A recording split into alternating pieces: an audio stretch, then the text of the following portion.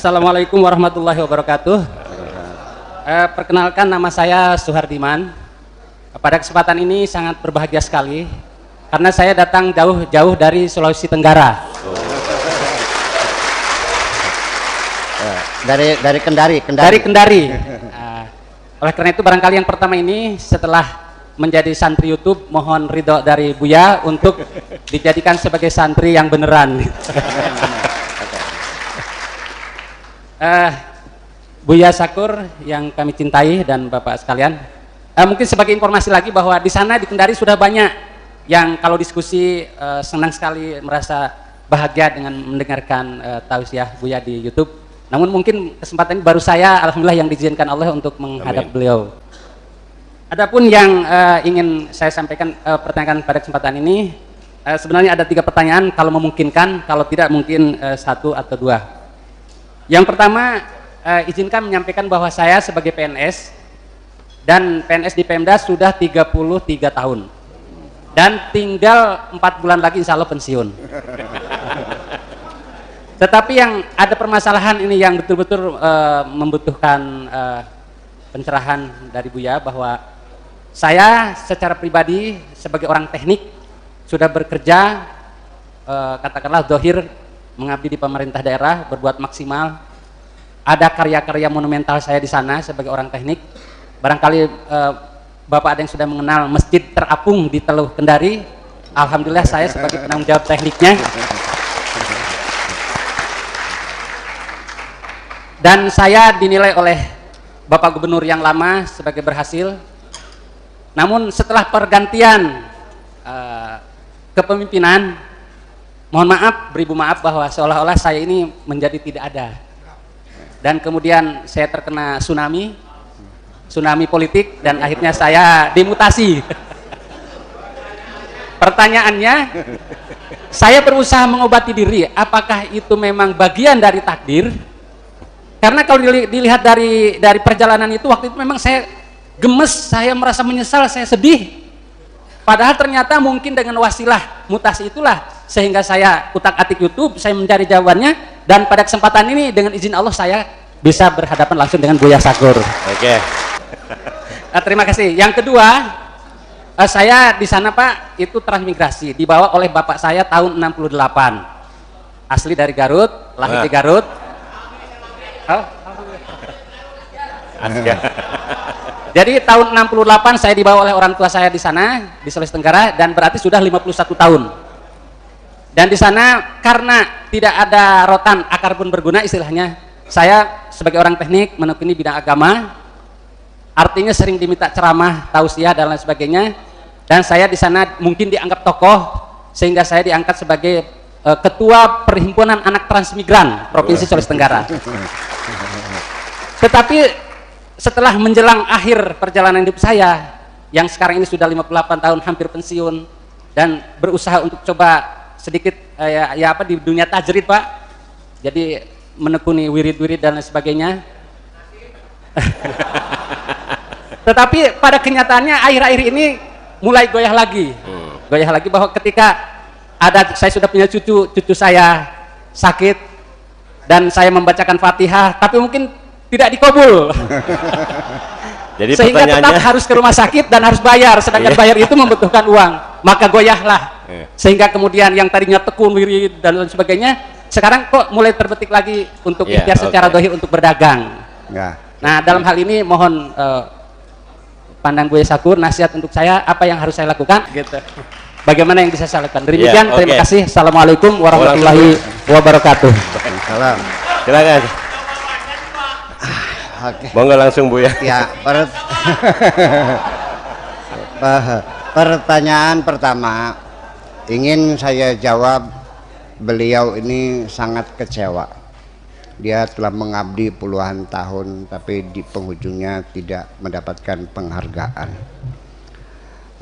Mari dengarkan sabda Rasulullah, ittaqu syarra man ahsanta ilaih, waspadailah kejahatan orang yang pernah engkau baiki. Ini artinya sangat mendalam sekali. bahwa ketika yang menjahati dirimu itu adalah orang yang dulu banyak kamu tolong, kamu baikan kebaikan, sakitnya luar biasa di hatimu. Tetapi kalau orang yang jahat itu belum pernah kau baiki, sakitnya sedang-sedang saja.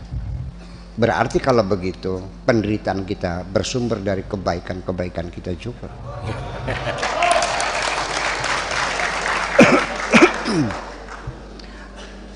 Kembali kepada pesan dari Imam Syekh Abdul Qadir Al-Jailani tadi mengatakan ta'maluna wala ta'malun.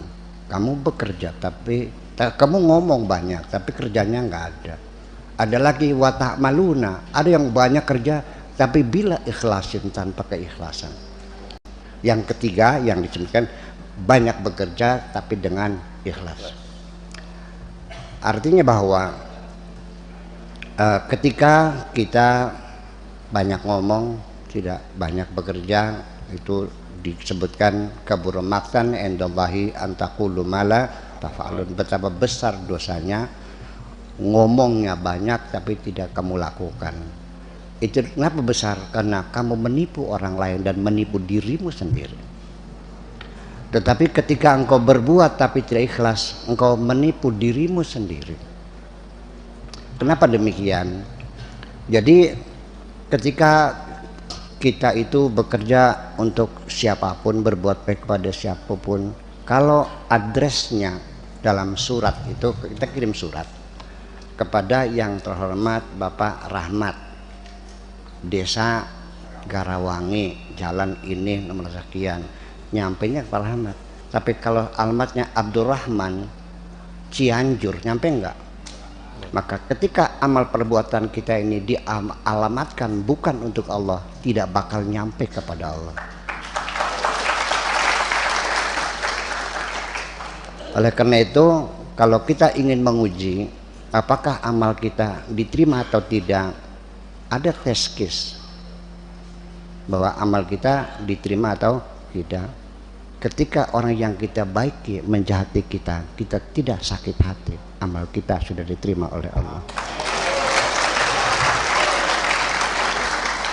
Dan yang lebih parah lagi, ketika kita berbuat baik dan kebaikan itu masih kita ingat bahwa saya pernah menolong Pak Rahmat, kasih uang 5 juta, Pak Dedi pernah saya tolong dia dengan melunasi utangnya di banknya sekian. Ketika kebaikan itu masih kita ingat, itu pertanda amalmu belum diterima oleh Allah. Kenapa? Karena berpotensi akan gugur. Yaitu ketika itu engkau akan mengungkap kembali, mengungkit-ungkit kebaikanmu itu ketika engkau kecewa. Dan kamu akan bercerita kepada orang lain supaya mendapat sanjungan. Kalau orang dapat sanjungan, itu namanya, nama penyakitnya dalam bahasa agama namanya ria. Ria itu adalah kemusyrikan yang tersembunyi. Kemusyrikan yang tersembunyi. Di mana letaknya?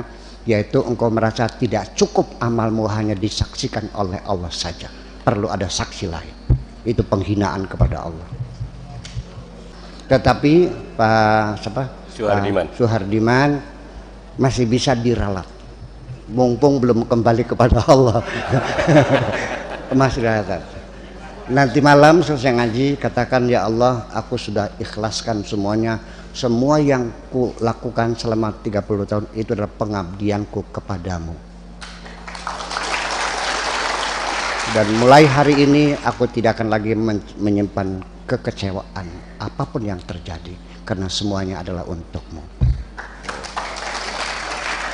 Ya. Dan langsung malaikat akan mencatat, oke bos. Makasih. Pertanyaan yang kedua nih Bu ya, pas kemarin ketika cucunya ketika doamu tidak dikabulkan, bukan hanya sampeyan yang mikan, saya juga pernah mengalami doa tidak dikabul-kabul juga, ya kan? Nah, perlu diketahui bahwa seorang waliullah, kekasih Tuhan, yang Tuhan kasih kepada dia dan dia juga kasih kepada Tuhan, saling mencintai, berdoa berpuluh-puluh tahun tidak dikabul-kabulkan. Lalu malaikat protes kepada Tuhan, ya Tuhan, ini hambamu yang sangat mencintaimu, kenapa doanya tidak dikabulkan? Allah mengatakan, aku juga tahu dia mencintaiku dan aku juga mencintainya. Kata malaikat, kenapa tidak dikabulkan? Jangan banyak bicara, aku yang tahu. Kenapa tidak dikabulkan? Karena aku sangat senang melihat air matanya.